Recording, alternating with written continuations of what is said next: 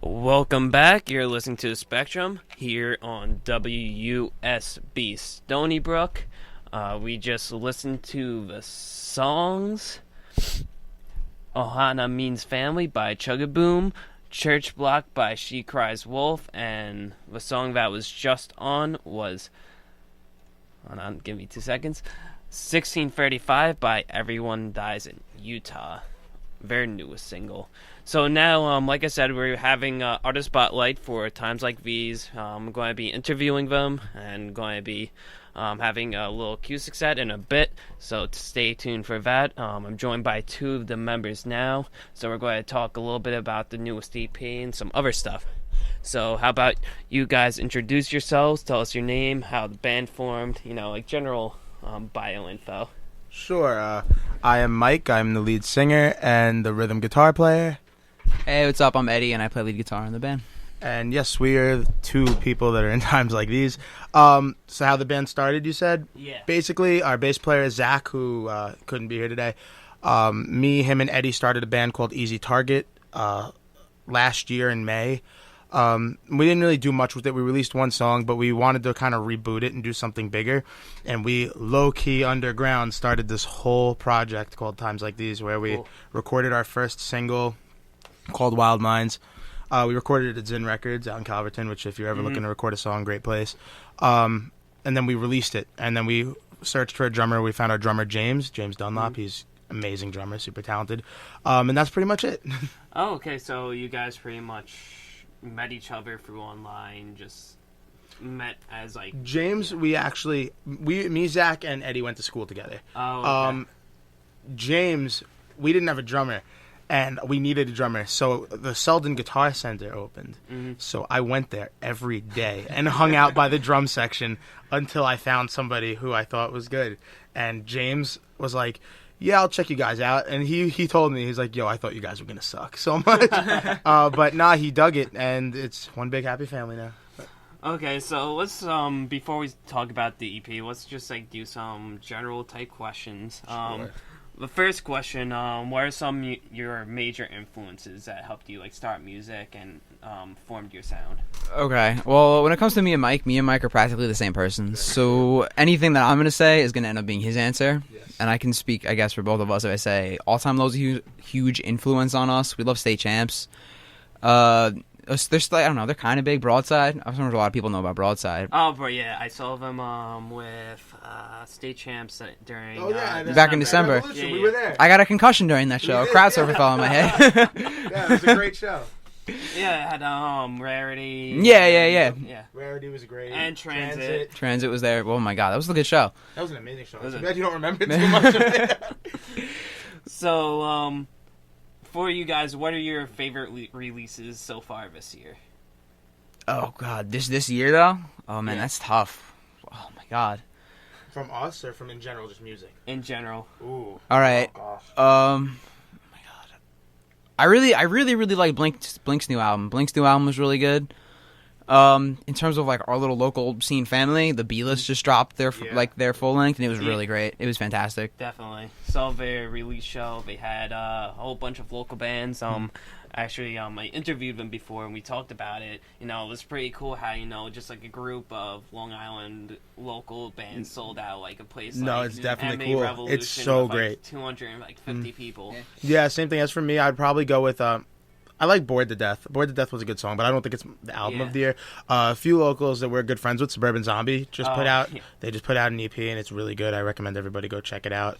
But yeah, I would say the same thing, everything you said pretty much. Cool. What did you guys think of the new Sum 41 singles and Green Day singles compared to Blink? I think Blink took this route where they were like, Tom's not in the band anymore. People don't like that. Let's try to sound as much like old Blink as we can. But it worked for them, I guess. Sum 41, I think, is doing it right. They're doing so awesome. They're doing the whole Don't Call It a Sumback tour, which is kind of cool. Green Day, I love Green Day. They're probably one of the coolest concerts I've ever been to. Did you see how they just released that we're going to have an American Idiot movie? Yeah, HBO's on. Yeah, I saw that.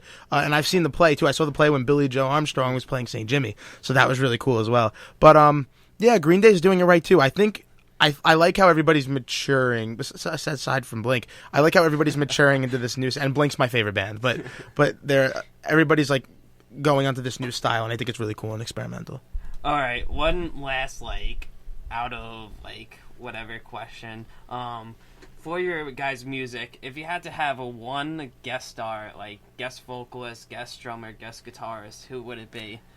Alex Gaskarth from All Time Low. I would love to sing with that man.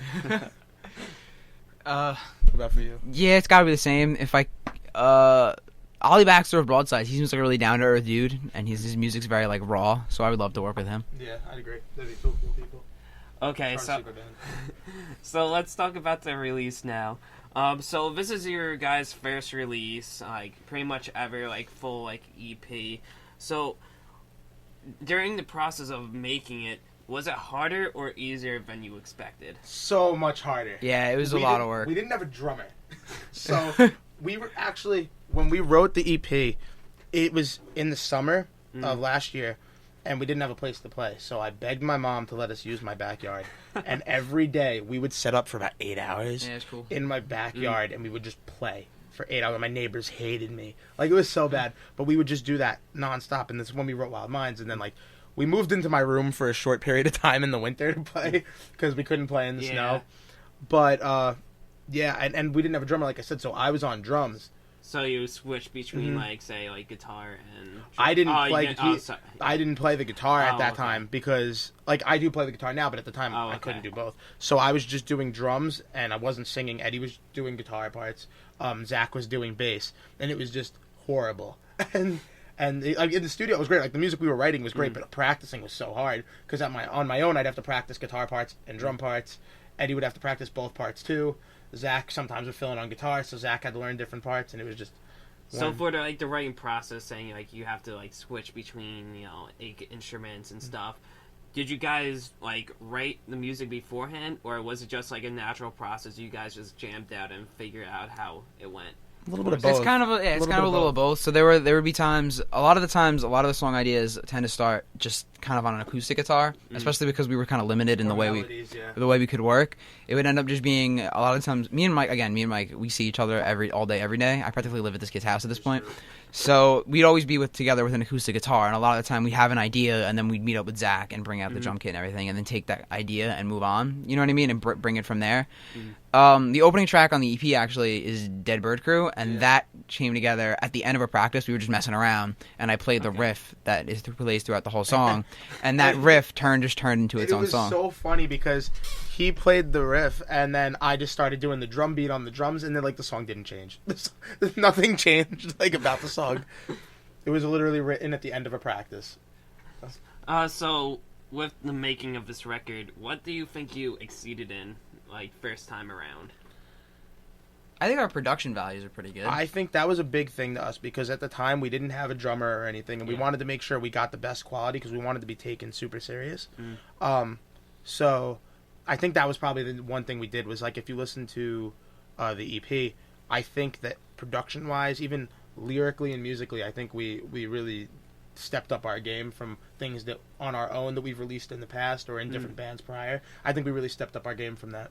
Anything you want to experiment with in the future, instrumentally or vocally? Yeah, actually. Live, I would love, and I know Eddie's on board with this, we want to try sampling. And what I mean by that is I don't mean sampling all our music, but if we can't do something live, like Dead Bird Crew, for example, we don't play that song live because there's a lot of ambient studio effects in there. So it would be nice to have a backing track of the ambience noise so we have something, stuff like that. Oh, okay, cool.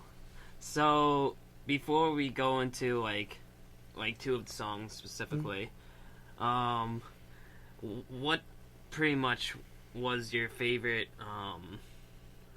Let me rephrase this question. What is personally your favorite track off the EP, and maybe a little bit of backstory of it? I know that's that's a hard question. For me, I have two. One of them is going to be Wild Minds, and I think Wild Minds is my favorite because I wrote the first verse, and I showed it to Eddie. And this usually happens. I'll be like, yo, I wrote something you're not going to like. And then it turns out being something Eddie loves. But I wrote the first verse of that, and everything just fell together so nicely with that song. Plus, it's just Sentimental because it was the first Yeah. song we released as a band.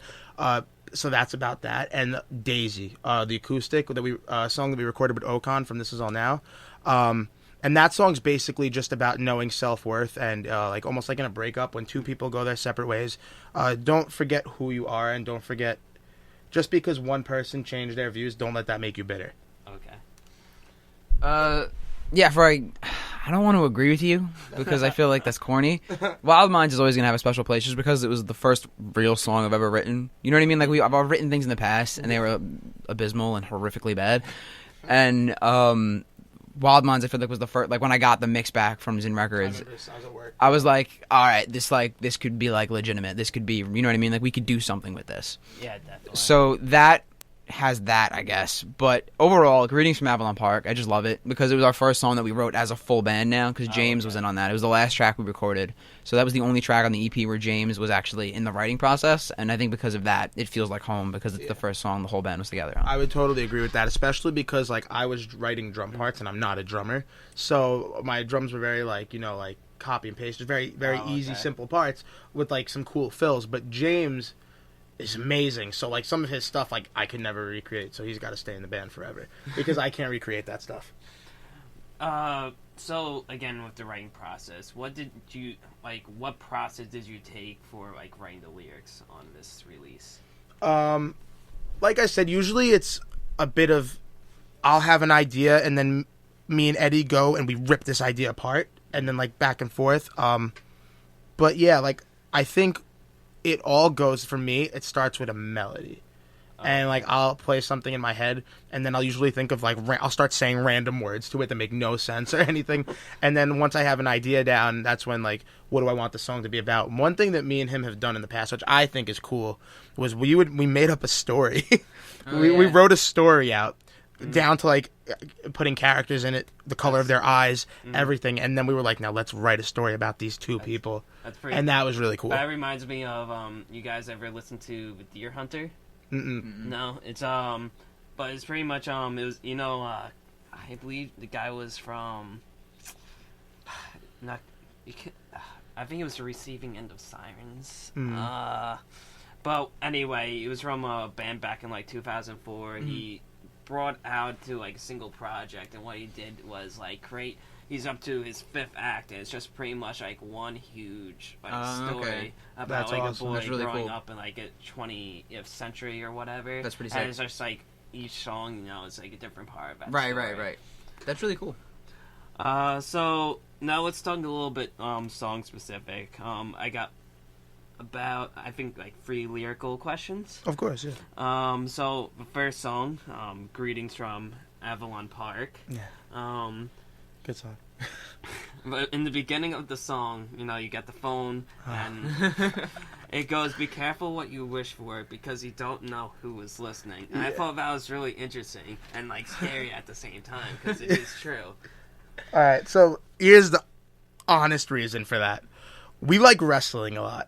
My favorite wrestler happens to be The Undertaker. Okay. At the time, there are 2 wrestlers. His name's Bray Wyatt's one of them, and Finn Balor is they were going at it on Twitter, and Finn Balor was like talking about versing The Undertaker at WrestleMania, and Bray Wyatt had just done that and lost because only one person has ever beaten The Undertaker at WrestleMania, and we don't talk about that. But Bray Wyatt was like, "Yo, be careful what you wish for," and Finn Balor was like, "Why?" And Bray Wyatt's like, "Because you never know who's listening."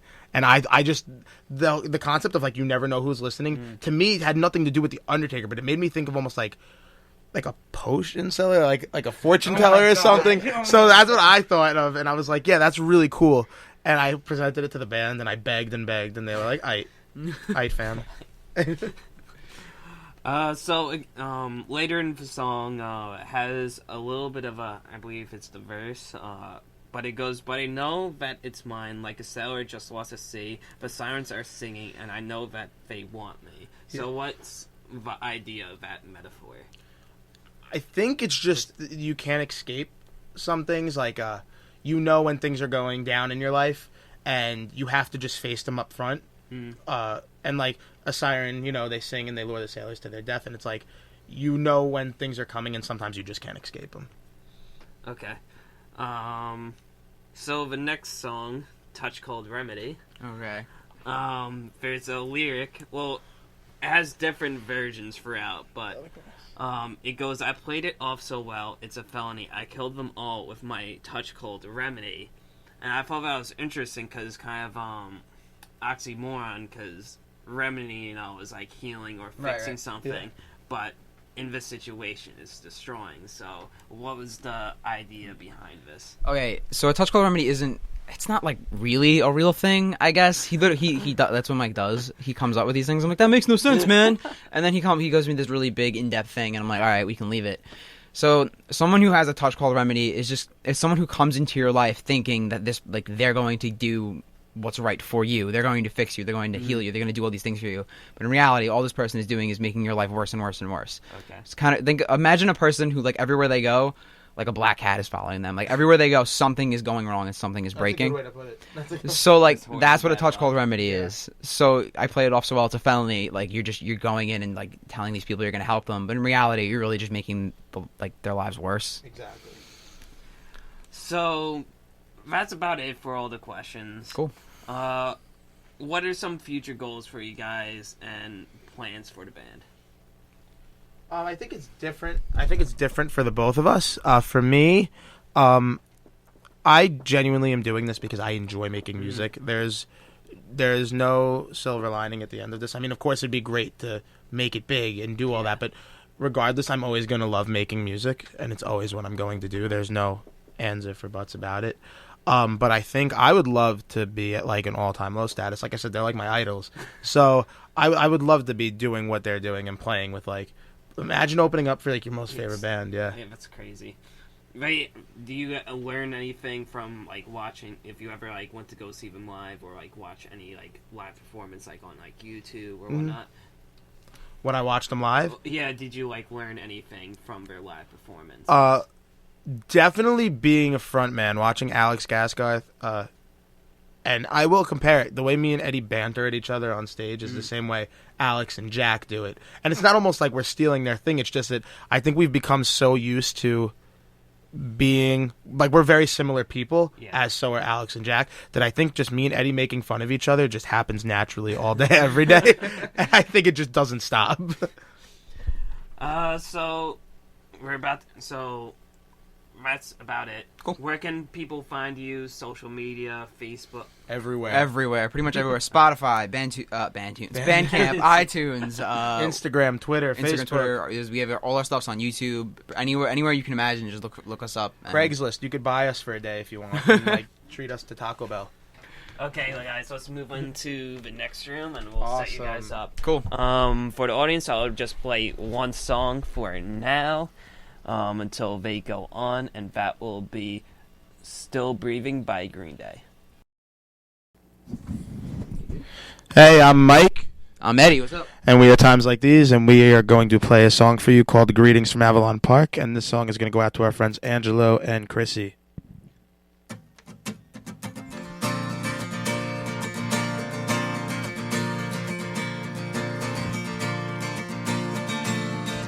And I've been running circles to pass the time. I've been caught in corners to stay in line, and this guilty conscience keeps me confined. Whoa, oh. And I've been painting flowers to try and hide, but the colors run and the spark just dies. I would shake this off, but I'm through this time. Whoa, oh. And when the late night calls become nothing at all, and the sun on the wall is just scenery, and when the long walks home turn into rolling stones, then maybe you'll see how it's meant to be.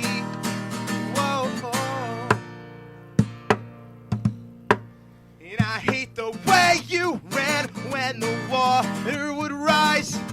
This misery hurts, but I know that it's mine. I'm just a sailor, just lost at sea. The sirens are singing, and I know that they want me. When the late night calls become nothing at all, and the sun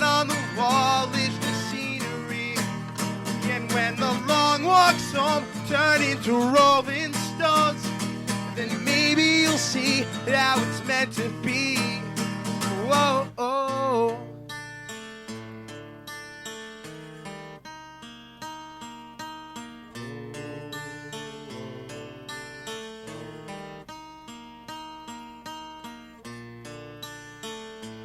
And I know that they want me when the late night calls become nothing at all, and the sun on the wall is just scenery.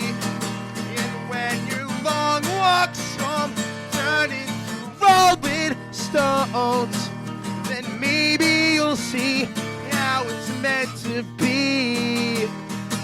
Yeah.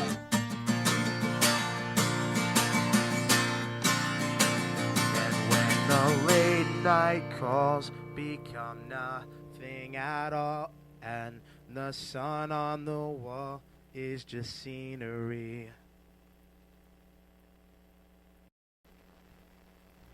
Hi, I'm still Mike, And I'm still Eddie. and this song is going to go out to my mom. And we're live streaming now, so I hope you all are having fun watching. And this song is called Wild Minds. Let's dance, everybody.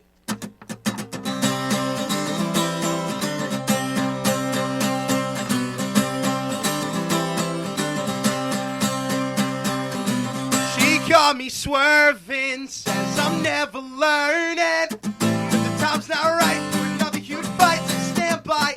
You know, she caught me too late for another lipstick stain. The time's not right for another huge fight, so stand by. You know, I hope in time you find a reason to smile. I hope your nighttime doesn't seem so lonely. You'll cope in your ways and I'll cope in mine, but I can't save you.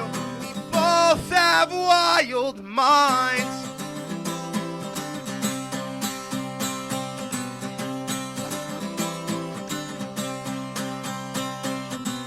Now crack a smile, followed by denial. But our reds still spin when we head on in, so stand by. You know, you were the part of me, the part I couldn't keep. But I've got no time for another white lie, so stand by. You know, and I think I'm letting go. And I hope in time you find a reason to smile. And I hope your nighttime doesn't seem so lonely. You'll cope in your ways and I'll cope in mine, but I can't save you. We both have wild minds, waiting so desperately, looking so casually, trying to piece together why you're looking down on me, watching the chemistry that I can't deny. You know, and I hope in time you find a reason to smile. And I hope your nighttime doesn't seem so lonely. You'll cope in your ways and I'll cope in mine, but I can't save you. We both have wild minds.